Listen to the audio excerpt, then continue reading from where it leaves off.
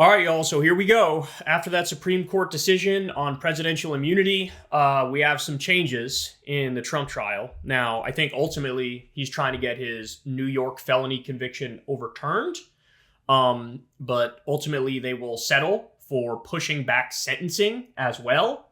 Remember, we're all, sitting here waiting to learn if he's actually going to get any time behind bars or what the punishment is going to be.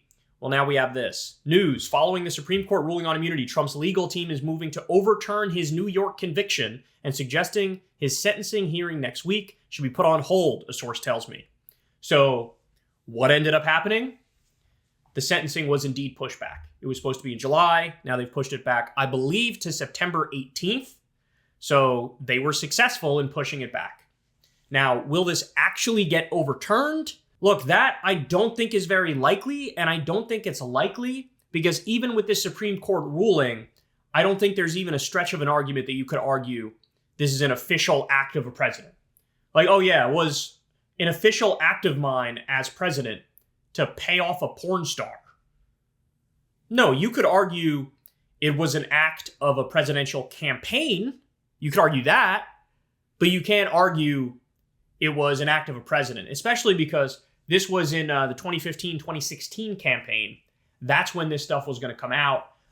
That's about when they made the payoff, 2016, 2017-ish. It obviously is pertinent to Trump's presidential campaign, but again, the campaign is not the presidency itself. It would be a preposterous argument to say, as part of my official presidential duties, I had to pay off a porn star to hide my affair for my wife, who was pregnant at the time. I don't think that's in the Constitution. I don't think paying off porn stars is in the Constitution.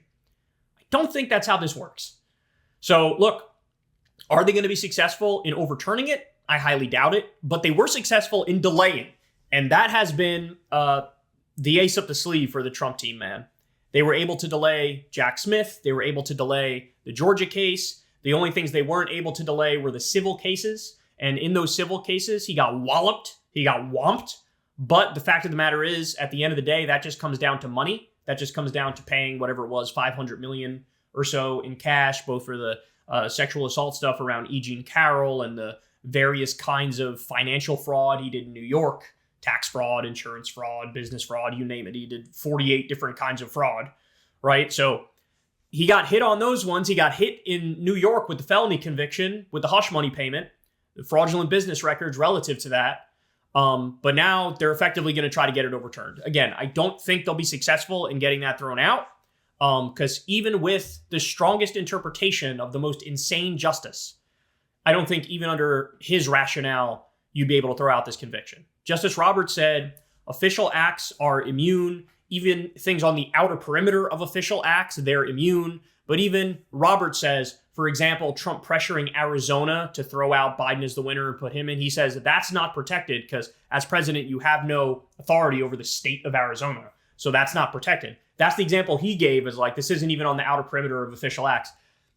I think even somebody like Justice Roberts would agree it's not part of your official acts to pay off a fucking porn star, right? So I don't think he'll overturn it, but he succeeded in pushing it back. And then my guess is they'll probably try to push it back again. Will that work? I don't know. But obviously they're trying to push it back to after the election in the hopes that he wins. And by the way, I should also point out that Jack Smith says the case is going to move forward and their goal is to get the case concluded prior to Inauguration Day. So even if Trump wins before Inauguration Day, he's president-elect. He's not actually president. So potentially they can get a conviction on that front in that way, at least the remnants that remain of the Jack Smith case, because a lot of that stuff is probably moot now after the Supreme Court decision. But yet again, man, Trump sort of dodging bullets like Neo from the Matrix. This is it right here. Hey, y'all, do me a favor and like and subscribe. It helps out big time in the algorithm. Click the bell as well for notifications when videos drop, and watch that video on screen right now. You know you want to.